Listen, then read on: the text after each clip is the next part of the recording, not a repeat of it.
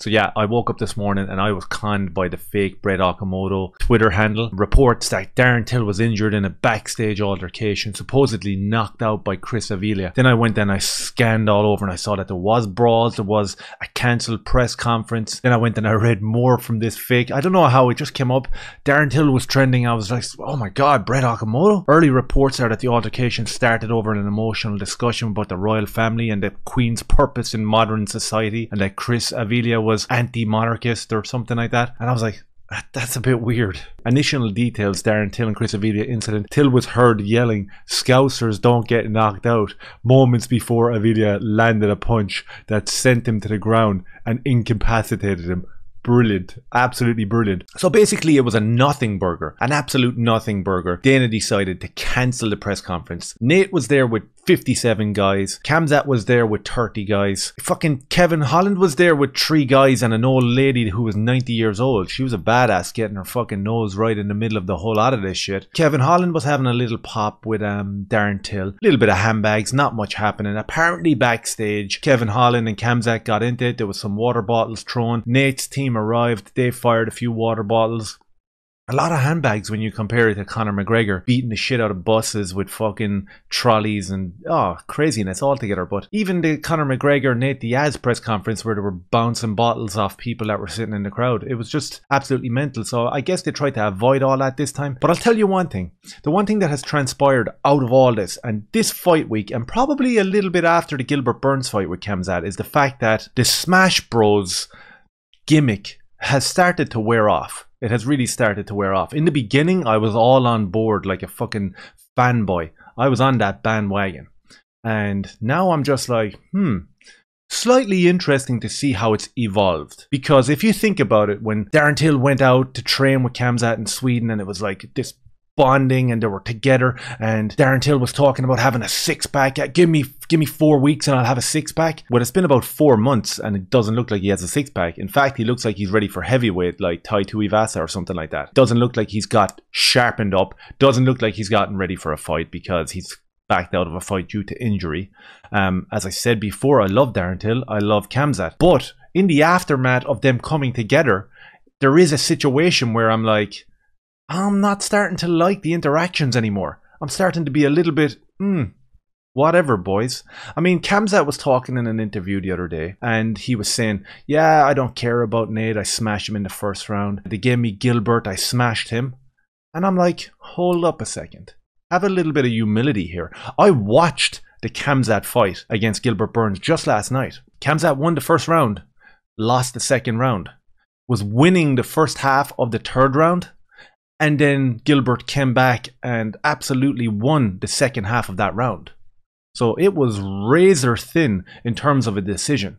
And it could have went to Gilbert Burns. I said it right after that fight and I'm saying it now again.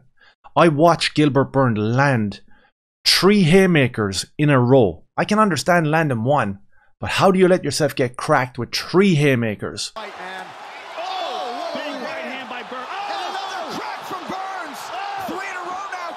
It was insane. It was absolutely insane. So that fight could have went either way. And in terms of the persona and I guess the perception around Khamzat, a lot of people were disappointed with his disrespect sitting up on the octagon. A lot of people were saying, okay, what the fuck is Darren Till doing sitting up there with you? A lot of people were actually questioning not the ability, but the experience levels and the disrespect that was shown to Gilbert Burns. And when we look at that fight in general, we know 100%, and I've covered this already, that the UFC shills are going to try promote Khamzat because they've been told to do it by Dana and the UFC. So that's just a given. We know that we have to promote Khamzat. We know that we have to promote Molly McCann. We know that we have to promote Paddy Pimblett. No matter what happens, if there's any negative towards them, you got to be struck off.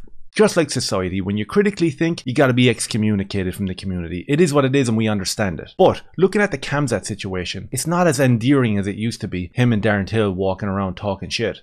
And this week we've had MMA Junkie, we've had a bunch of different outlets talking about that. Paddy Pimblett, Kevin Holland, they're all saying, well, look, it's a big act. He's not really that hard man. I want to smash your face. He's kind of walking around fist pumping behind backstage, but when the cameras are on, he acts the hard man. I don't know, it's leaving a little bit of a bad taste in my mouth, especially the fact that I love Nate Diaz. And there is no fake bullshit with Nate Diaz. What you see is what you get. And the fact that the UFC have done Nate a seriously dirty one by putting him in here with who they think is a killer, who they think is going to wipe him out on his last fight. And it just makes me want Nate to win even more. It just does. And that's kind of where we're at with it. So this brawl last night, backstage, handbags. I don't know what the UFC were doing. They were trying to shut it down. I know there's 50 men, there's 30 men. That's a lot of men. That's a lot of fighters, and that's a lot of testosterone. There could have been serious altercations, but there wasn't. And we've handled bigger things than this before. So in terms of the Darren Till getting knocked out, I was caught. I got duped into believing that was real. I watched an interview with him last night on YouTube. Absolutely nothing wrong. But again, he was talking shit.